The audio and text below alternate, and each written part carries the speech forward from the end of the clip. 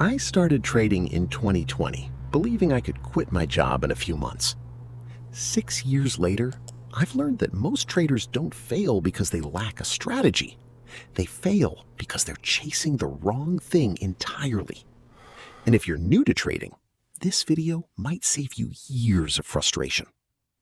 How it all started. Like many traders, I entered the market after seeing people online posting profits, luxury lifestyles, and screenshots that made trading look easy. I thought trading was mostly about finding the right strategy. I was wrong. I remember opening my first chart and feeling completely lost, but also completely hooked. It looked like a puzzle with a clear answer hiding somewhere inside it. And I convinced myself that if I just found the right indicator, the right entry model, or the right mentor's course, everything would finally make sense. So I read everything. I watched every video.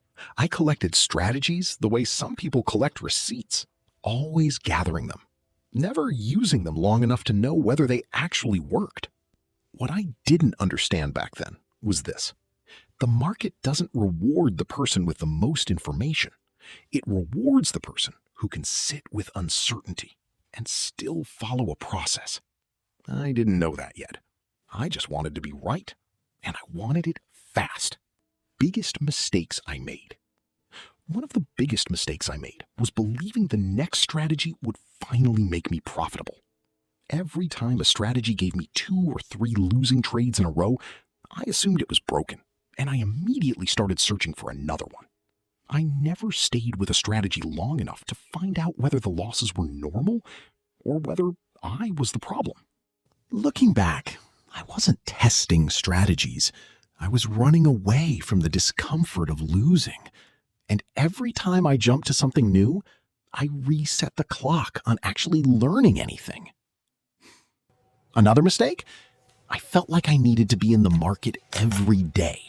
If I went a day without placing a trade, I felt like I was falling behind, like opportunities were passing me by. So I forced trades. I took setups that weren't really there, just to feel productive.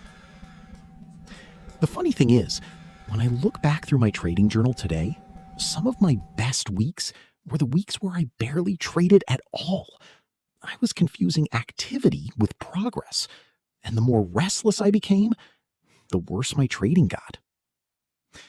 I also focused far more on how much I could make than how much I could lose. Before entering a trade, I'd already be calculating the profit in my head. Sometimes I'd mentally spend the money before the trade even played out. What I rarely asked myself was, what happens if I'm wrong? How much of my account disappears if this trade fails? A few oversized trades could erase weeks of careful work. And back then, I didn't see that as risk. I saw it as opportunity. It took real losses to understand they were actually the same thing, just viewed from different angles. And maybe the biggest mistake of all, I treated trading like gambling while convincing myself it was investing. I told myself I was being strategic, but honestly, a lot of those trades were just hope wearing a strategy's clothes. I'd take setups that didn't meet my own rules because this one feels different. Then afterward, I'd create a story explaining why the trade made sense. That's the dangerous part. From the inside, it doesn't feel like gambling. It feels like conviction. The difference is simple. Can you explain the trade before you take it, or only after? For years, I thought the secret was finding better entries, a better signal, a better setup, a better strategy. What actually changed my results was something much less exciting. Before I clicked buy or sell, I started deciding exactly how much I was willing to lose if I was wrong.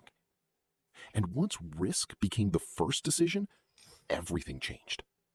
Losses stopped feeling personal. They stopped feeling like disasters. They became part of the business. Expected, planned for, accepted. I've had months where I made more money than I thought possible. Months that made me believe I'd finally figured trading out. And then I'd give most of it back because I started taking bigger risks to chase that same feeling. One great month means very little. What matters is consistency. What matters is whether you can repeat your process month after month, year after year. The traders who survive aren't usually the ones with the biggest wins. They're the ones whose worst month doesn't wipe them out. Something else I learned the hard way. Psychology matters more than most people realize. I've skipped perfectly good trades because I was afraid after a losing streak. And I've taken oversized trades because I felt invincible after a winning streak. Same strategy, same rules, different outcome. Because the thing that changed wasn't the market. It was me. No strategy survives a trader who can't manage their emotions. And here's a lesson nobody talks about enough. Trading is boring when it's done properly. If your trading feels exciting all the time, that's usually a warning sign. Real trading is repetitive. You check your setups, you take the valid ones, you ignore the invalid ones. You record the result, then you do it again, and again, and again. There's no adrenaline rush in that. But that boredom, that's often what protects your account. If you're just getting started, there are a few things I wish someone had told me. First, your next strategy is not going to make you rich overnight. Most strategies can work when they're executed properly. The missing piece is usually not the strategy. It's the trader.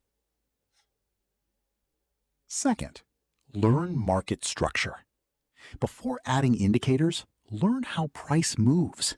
Learn trends. Learn ranges. Learn reversals. Understand what the market is actually doing. Everything else sits on top of that foundation. Third, risk no more than 1% per trade. This single habit will do more for your survival than almost anything else. You can recover from losses.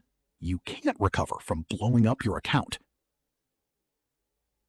Fourth, journal every trade, not just the outcome. Write down why you took it, what you were thinking, what you were feeling, and whether you followed your rules. Your journal will tell you truths your memory never will. And finally, focus on survival before profits. Your first goal isn't to make money. Your first goal is to still be here a year from now. Because you can't compound gains from an account that no longer exists. After 6 years in the markets, the biggest lesson I've learned is this. Trading isn't about making money quickly. It's about becoming the type of person who can manage risk, control emotions, and stay disciplined when it matters most. The money comes later. If you're on that journey too, welcome to Trader's Journal. This channel is where I'll share the lessons, the mistakes, and the realities that most trading influencers won't talk about. I'll see you in the next one.